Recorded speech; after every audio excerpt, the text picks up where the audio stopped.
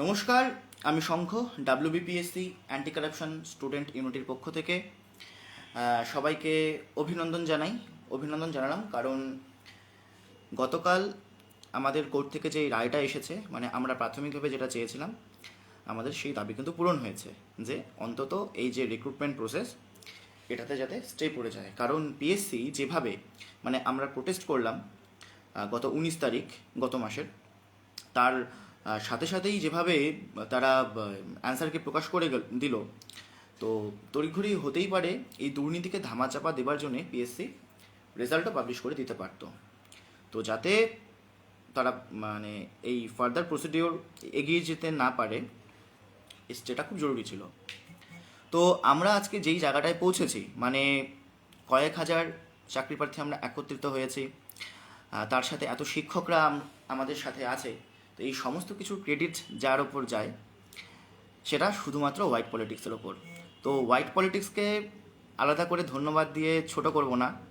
তারপর যেই শিক্ষকরা সবসময় আমাদের সাথে আছেন আর কি, Abhishek sir, Sushobhan sir, Somnath sir, তারপর শুভঙ্কর কয়াল স্যার যেভাবে আমাদের প্রতিদিন প্রচার করে যাচ্ছে, তারপর টেক্সট বুক বেঙ্গলির স্যারেরা, আড্ডা 24 স্যারেরা, তারপর মৃন্ময় স্যার, কৌশিক স্যার, প্রত্যেকে যেভাবে আমাদের পাশে দাঁড়িয়েছেন এবং আমাদের ফান্ড তোলা থেকে শুরু করে আমাদের প্রচার, স্যার আপনারা যা যা করে যাচ্ছেন আমরা কৃতজ্ঞ আপনাদের কাছে। আর অনেক শিক্ষকরা আছেন যারা তাদের ছাত্রদের ক্রমাগত ডিমোটিভেট করেছেন এবং তাদের বুঝিয়েছেন যে তোমার তো একটাই সিট দরকার, এইসব আন্দোলনে এসে কিংবা কেসে যুক্ত হয়ে সময় নষ্ট করতে হবে না। আপনাদের মুখে চুনকালি তো পড়লই, এবং আগামী দিনে যেদিন আমরা আমাদের দাবিতে জিতে যাব, আমাদের দাবি পূরণ হয়ে যাবে, আপনাদের স্টুডেন্টরা কিন্তু আপনাদের কথা শুনবে না। তো এটা মাথায় রাখবেন। আর যে আর যে মানে কোনো কোনো সংগঠন স্যারদের নামে কুৎসা রটানোর চেষ্টা করছিল আমাদের এই আন্দোলনকে নষ্ট করার জন্য, যে এইসব মানে স্যারেরা নাকি তাদের নিজেদের মানে প্রমোশনের জন্যে, কোচিংয়ের প্রমোশনের জন্য আমাদের পাশে দাঁড়িয়েছেন। প্রথমত বলে রাখি, যেই স্যারেরা আমাদের সাথে আছেন তারা পশ্চিমবঙ্গে তাদের যা খ্যাতি আছে, তো তাদের আলাদা করে আমাদের এই আন্দোলন থেকে নেবার কিছু নেই। আমাদের চাকরি প্রার্থীদের তাদের দরকার আমাদের আন্দোলনটাকে মানে প্রচারের আলোতে আনার জন্যে। তো এইসব ভুলভাল কুৎসা রটানো বন্ধ করুন, এতে আপনারা নিজেদেরকেই জোকারে মানে পরিণত করছেন। তো এখন আসছি কেসের ব্যাপারে আর কি। তো সবার মনে যেটা চলছে যে কেন কেসটা সিআইডিকে তদন্ত করতে দেওয়া হলো, কেন সিবিআইকে দেওয়া হলো না, এইসব অনেক প্রশ্ন আপনাদের মাথায় চলছে। তো আমরা কয়েকজন, যেমন আমি, অগ্নিভ, তারপর দেবজ্যোতি, কৌশিক, আমরা সেই মুহূর্তে মানে গতকাল যখন হেয়ারিং চলছিল আমরা সেই মুহূর্তে মাননীয় বিচারপতি রাজশেখর মান্থার এজলাসে 13 নম্বর কোর্টরুমে আমরা উপস্থিত ছিলাম। সম্পূর্ণটা আমরা চোখের সামনে দেখেছি, এবং আমিও ব্যক্তিগতভাবে জীবনের প্রথমবার কোনো শুনানি সামনে থেকে দেখলাম। মানে শুনানি শুরু হওয়ার আগে এতটাই নার্ভাস ছিলাম, হার্টবিট এভাবেই বাড়ছিল যে এক্সামের আগে যেমন একটা ফিল হয় না নার্ভাসনেস, ওরকমই আমরা নার্ভাস হচ্ছিলাম। তো যা যা হচ্ছিল, যা যা হয়েছে আর কি, আমার মতো করে আমি বলার চেষ্টা করি, কারণ অনেক আইনি ভাষা আছে সেগুলো সম্পর্কে আমি তো অভিজ্ঞ নই। যতটুকুই আর কি বুঝতে পেরেছি ভেতরে যা যা হয়েছে সেটা আমি জিস্টে বলার চেষ্টা করছি। তো সবার প্রথম কি হলো যে আমাদের আইনজীবী শামীম আহমেদ স্যার, মানে যার উপর আমাদের অগাধ ভরসা, মানে উনি একজন বিশাল বড় মাপের আইনজীবী। তো উনি যেই পিটিশনটা মানে জমা দিলেন আর কি, প্রথমত বলে রেখে রিট পিটিশনটা কী জিনিস সহজ ভাষায় বলতে গেলে যারা জানেন না আর কি, মানে আমাদের যেই ডিমান্ড বা সেগুলো হচ্ছে আবেদনের আকারে বিচারপতির কাছে লিখিত আকারে তুলে দেওয়া। তাতে সমস্ত কিছু ডকুমেন্টসগুলো ছিল, মানে প্রশ্ন লিক হওয়া, যা যা লিক হয়েছে বা আরও যা যা আছে ভিডিও ভাইরাল হয়েছে তাদের জেরক্স করে, স্ক্রিনশট নিয়ে জেরক্স করে আমরা তুলে দিয়েছিলাম। তো বিচারপতি অনেকটা সময় নিয়ে প্রথমে সেই রিডগুলো ভালো করে পড়লেন, মানে পুঙ্খানুপুঙ্খ পড়লেন। সেখানে উনি ওই যেই মানে টেলিগ্রাম গ্রুপের চ্যাটিংসগুলো আছে আর কি, ওই এত টাকা দিলে তোমাকে প্রশ্ন দিয়ে দেবো, সব কিছু ভালো মতো পড়লেন। বিষয়টা হচ্ছে আমাদের বিচারপতি মাননীয় রাজশেখর মান্থা নিজে একজন সাউথ ইন্ডিয়ান, কিন্তু উনি বাংলাটা কিন্তু যথেষ্ট ভালো পড়তে এবং বলতে পারেন, এটা একটা সুবিধে। তো সবার প্রথম উনি কিন্তু পিএসসির যে আইনজীবী আছেন তাকে জিজ্ঞেস করলেন যে আপনাদের এখন কি বক্তব্য।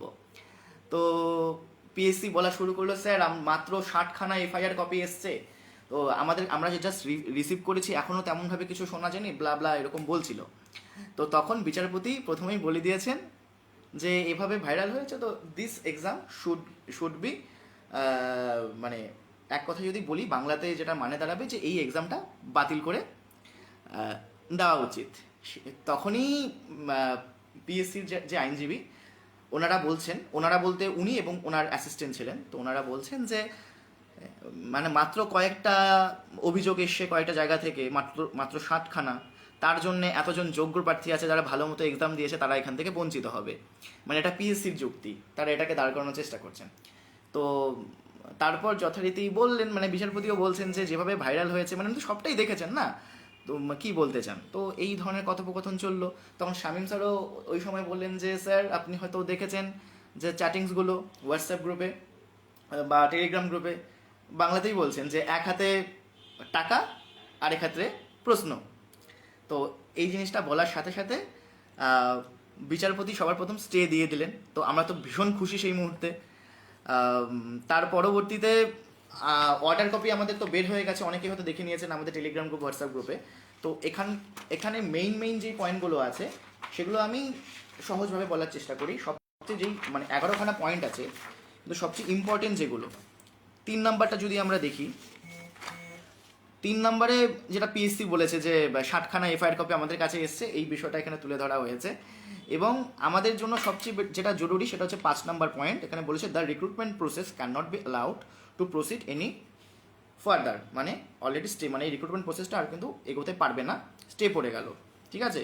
6 নম্বরে বলেছে যে এই যে এফআইআর কপি 60খানা যে এফআইআর কপি হয়েছে, যারা যারা এফআইআর করেছে, এবং এফআইআর কপিগুলো সিবিআইকে ট্রান্সফার করা হোক।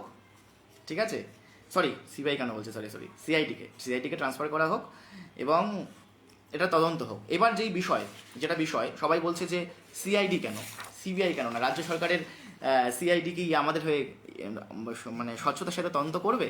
সত্যি কথা বলতে ওই মুহূর্তে আমাদের যে আইনজীবী শামীম স্যার এই কথাটি তুলেছিলেন, ওনার যে আইনি ভাষাতে এই কথাটি তুলেছিলেন যে বর্তমান পরিপ্রেক্ষিতে সিআইডি কতটা যৌক্তিক। তো মানে বিচারপতি যেখানে অনড় থাকলেন যে উনি সিআইডির কথাই বললেন, তো এটা বাইরে তো আমরা যেতে পারি না।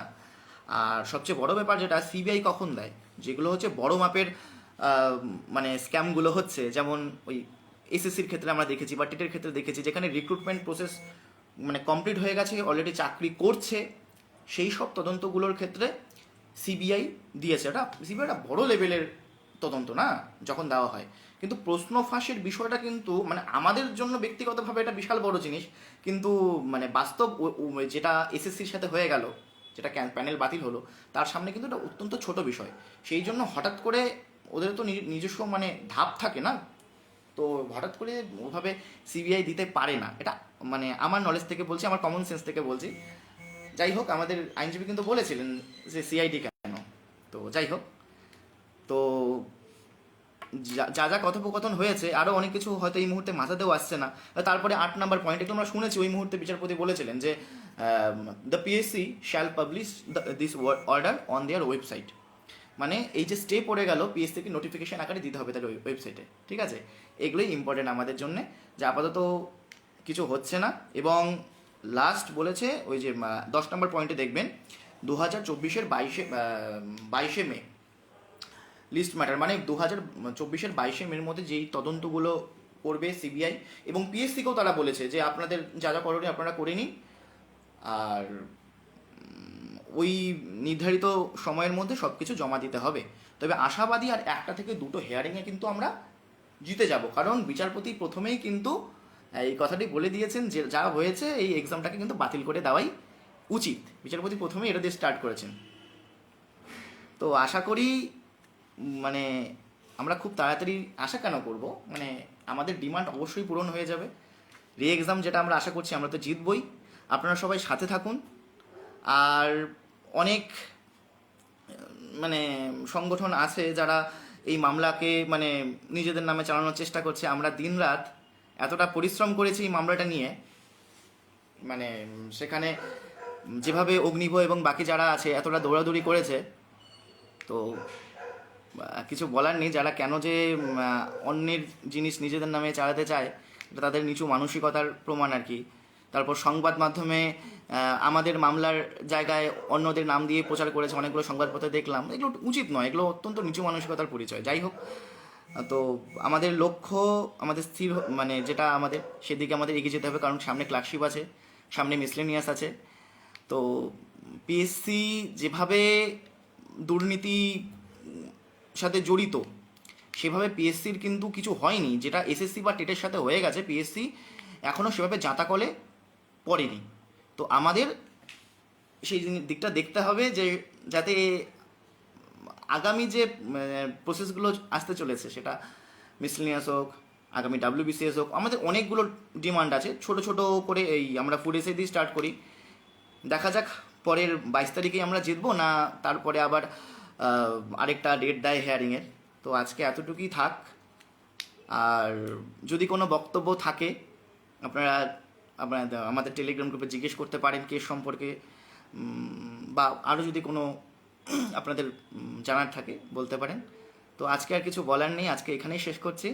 তো সবাইকে আবারও ধন্যবাদ। যেভাবে আমরা একসাথে লড়াইটা চালিয়েছি, আগামী দিনেও চালাবো, এবং তার সাথে সবাই যাতে পড়াশোনাটাও ঠিকঠাক করতে থাকে, এটাই আর কি বলার ছিল। তো আজকে এখানেই রাখছি। ধন্যবাদ। Good night.